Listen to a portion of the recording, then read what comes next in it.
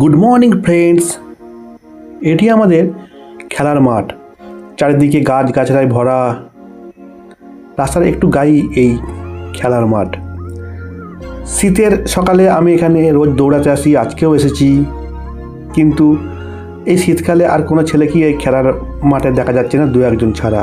গ্রীষ্মকালে সকালে বা বিকেলে এখানে অনেক ছেলে এ মাঠে খেলতে বা দৌড়াতে আসে, কিন্তু এখন তাদের আর কোনো পাত্তা নেই। দৌড়ানোর যে কত গুণ রয়েছে তা আজকের ভিডিওতে আলোচনা করব।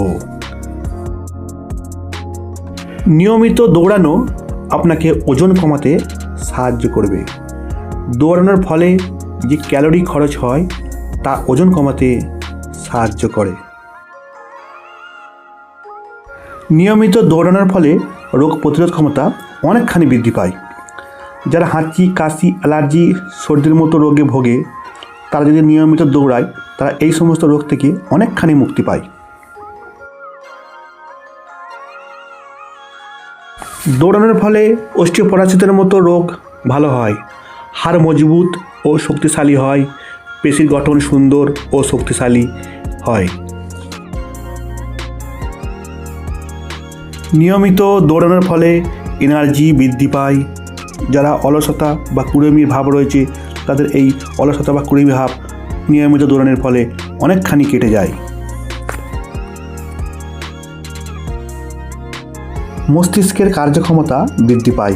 নিয়মিত দৌড়ানোর ফলে রক্ত প্রবাহ বৃদ্ধি পায়, যার ফলে মস্তিষ্কে অক্সিজেন সরবরাহ বৃদ্ধি পায়।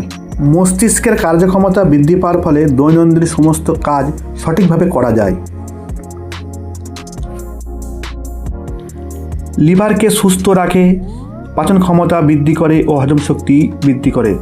যারা হজমের সমস্যায় ভোগেন তাদের জন্য দৌড়ানো আবশ্যক।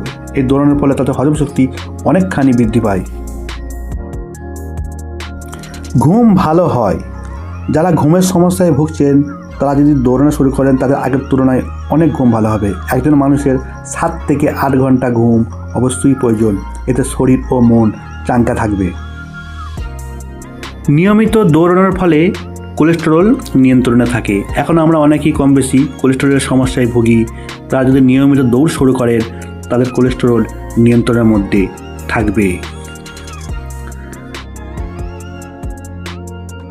আমাদের প্রত্যেকেরই এখন একটাই সমস্যা, আমাদের শরীরের অতিরিক্ত মেদ ও অতিরিক্ত চর্বি।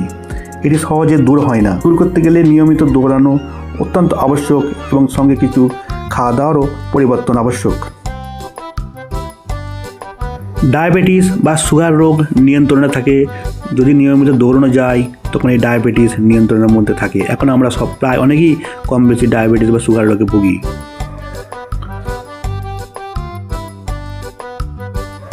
সহ্য ক্ষমতা বৃদ্ধি পায়, সঙ্গে ধৈর্য অনেকখানি বাড়ে। স্ট্যামিনা অনেক বৃদ্ধি পায়।